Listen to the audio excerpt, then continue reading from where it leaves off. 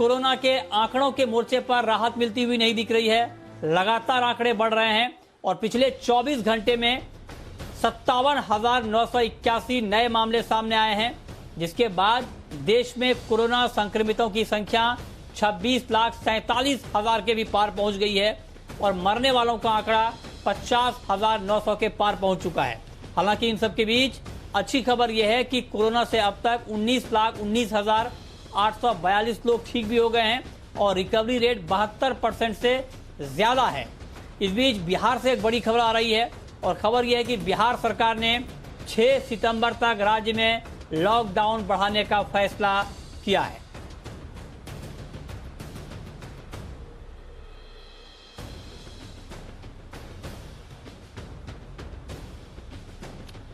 आगे बढ़ते हैं और अब बात करते हैं एक और बेहद महत्वपूर्ण खबर की, और खबर यह है कि भारत में भी कोरोना वैक्सीन बनाने की कवायद तेज हो गई है और डीजीसीआई यानी drug controller general of India ने भी वैक्सीन के दूसरे और तीसरे चरण में क्लिनिकल ट्रायल को मंजूरी है। देश की आर्थिक राजधानी मुंबई में इसके लिए 2 अस्पतालों केईएम और बीवाईएल नायर हॉस्पिटल को चुना गया है। इन्हीं दोनों अस्पतालों को वीशील्ड का ट्रायल इनमें किया जाएगा, जिसके बाद दोनों ही जगह लोगों में ट्रायल के लिए वॉलंटियर बनने का तांता लग गया है। आपको बता दें कि देश भर के 17 इंस्टीट्यूट्स में कोरोना की इस वैक्सीन का ट्रायल किया जाएगा, जिसका निर्माण ऑक्सफोर्ड यूनिवर्सिटी, एस्ट्राजेनिका और सीरम इंस्टीट्यूट ऑफ इंडिया मिलकर कर रहे हैं।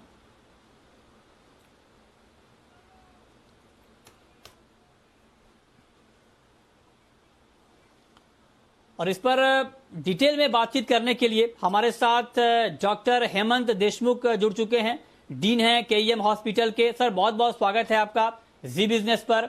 मेरा पहला सवाल ये होगा कि किस तरह से ये ट्रायल किया जाएगा, क्या सेफ्टी मेजर्स होंगे? अभी ये जो ऑक्सफोर्ड ट्रायल हम लोग कर रहे हैं, इस वैक्सीन का नाम है कोविशील्ड। ये कोविशील्ड वैक्सीन है सीरम इंस्टीट्यूट ऑफ इंडिया, यानी कि पूना में जो स्थित है सीरम इंस्टीट्यूट, उनके तहत ये वैक्सीनेशन होगा।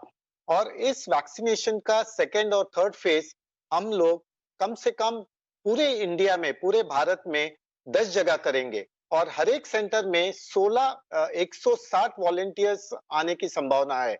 इसका मतलब यही होगा कि 10 सेंटर्स में 160 वॉलंटियर्स मिलके 1600 वॉलंटियर्स की ये ट्रायल होगी। इस ट्रायल को हम कोविशील्ड ट्रायल बोल सकते हैं या ऑक्सफोर्ड ट्रायल बोल सकते हैं। ये ऑक्सफोर्ड ट्रायल हम इसलिए बोलते हैं क्योंकि ये जो हुआ था, इसका ट्रायल ऑक्सफोर्ड में हुआ था, यूके में हुआ था और इस वैक्सीन का नाम है चैडॉक्स, CHADOX। इसका मतलब होता है, CH का मतलब चिंपैंजी, DO का मतलब होता है एडिनोवायरस AD और OX का मतलब होता है ऑक्सफोर्ड। यानी ये ऑक्सफोर्ड जो ट्रायल होने वाला है तो कम से कम 160 लोगों से होगा एक सेंटर से और 1600 वॉलंटियर्स होंगे जो कम से कम, बिल्कुल अगर कोरोना से पूरे संक्रमित नहीं थे, इन्हीं को इंक्लूड किया जाएगा। या इसमें कुछ इंक्लूजन क्राइटेरिया होंगे और एक्सक्लूजन क्राइटेरिया है। इसमें एज की कुछ भी रेस्ट्रिक्शंस नहीं है, लेकिन कम से कम एज उनका 18 होना चाहिए और ऊपर हायर लिमिट कुछ नहीं है। और हम एक सवाल करेंगे। हाँ। जी बोलो। हाँ, ये आपने बहुत महत्वपूर्ण कहा। सर, मैं एक चीज आपसे और जानना चाहता हूं कि ये जो ट्रायल की प्रक्रिया है केईएम में जो ट्रायल होगा, कितने दिनों में पूरा हो जाएगा ये? अभी ट्रायल का जब भी अनाउंसमेंट हो गया था तो अभी आज के दिन 50 वॉलंटियर्स का फोन तो ऑलरेडी आ चुका है। हमें 160 वॉलंटियर्स चाहिए जो पूरे हेल्दी हो और जिन्हें कोविड ना हो।